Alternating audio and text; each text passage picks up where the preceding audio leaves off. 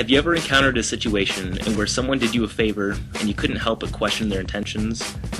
Ladies, I know you know what I'm talking about. Let's look at the oldest trick in the book. Can I buy you a drink? When this scenario occurs, a red flag immediately goes up in the girl's head. She has to make a spot judgment on whether she wants to dedicate the next 10 minutes to giving this guy the impression that she's at least remotely interested in ending her night with him. The girl realizes this. The guy realizes this. The situation is perfectly transparent. Instead of a simple, "Hello, my name is," the male attempts to expedite the process at the expense of effectiveness. But why?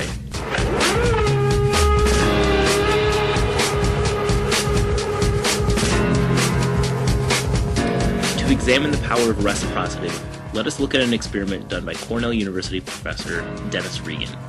In his study, two subjects were put into a room for a reason not relevant to what was being observed.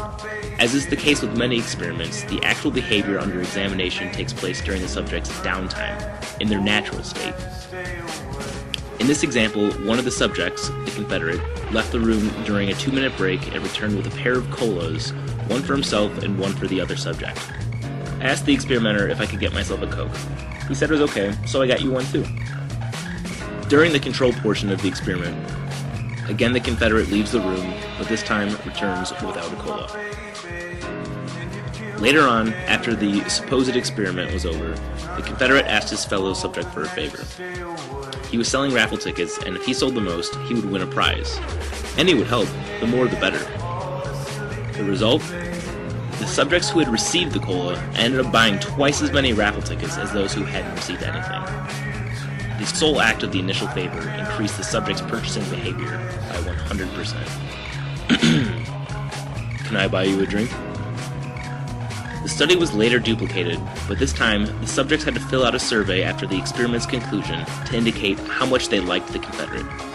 Reagan was curious to the effect of how much a person was liked and how this influenced the subject's raffle ticket purchasing behavior.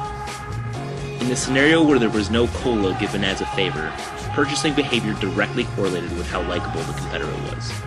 No surprise there. Get this though, for those who owed the Confederate a favor, it made no difference whether they liked him or not. They felt a sense of obligation to repay him, and they did. Can I buy you a drink?